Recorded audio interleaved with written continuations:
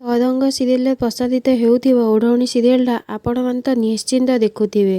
ନିଆଁ ବେଶରେ ଜୀବନ ପାଖରେ ଜ୍ୟୋତି ଆସି ବସିଥିବ। ସେତେବେଳେ ଜୀବନକୁ ପଣ୍ଡିତ କହିବେ କନ୍ୟା ମଥାରେ ସିନ୍ଦୁର ଦିଅ। ସେତେବେଳେ ମୋହିନୀ ଜୀବନକୁ ବହୁତ ତରବର ହୋଇ କହିବ ଜଲ୍ଦି ଜଲ୍ଦି ସିନ୍ଦୁର ଦେଇଦେ।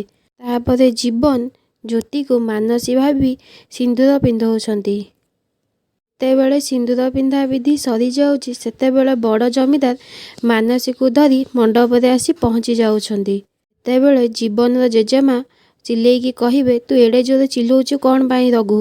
ଜମିଦାର ଯେତେବେଳେ ମାନସୀକୁ ଠିଆ କରିଦେଉଛନ୍ତି ମାନସୀକୁ ଦେଖି ସମସ୍ତେ ଆଶ୍ଚର୍ଯ୍ୟ ହୋଇ ଅନଉଛନ୍ତି। ସମସ୍ତେ ଆଶ୍ଚର୍ଯ୍ୟ ହୋଇ ଦେଖୁଛନ୍ତି ମାନସୀ ତ ଏଇଠି, ତାହେଲେ ଏଠି ବଧୂ ବେଶରେ ବସିଛି କିଏ? ଜୀବନର ମା ଜ୍ୟୋତିକି କେବେ ବି ପସନ୍ଦ କରିନଥିଲେ। ସେ ମାନସୀକି ହିଁ ବୋହୂ ବୋଲି ଭାବି ନେଇଥିଲେ। ଯେ ମା କହୁଛନ୍ତି ଏଠି ଯଦି ମାନସୀ ତାହେଲେ ଓଢ଼ଣୀ ତଳେ କିଏ ଅଛି? ତେବେ ଫ୍ରେଣ୍ଡସ୍ ଆପଣମାନେ କମେଣ୍ଟ ମାଧ୍ୟମରେ କୁହନ୍ତୁ ଏବେ କ'ଣ ହେବ ଜ୍ୟୋତିର ଅବସ୍ଥା।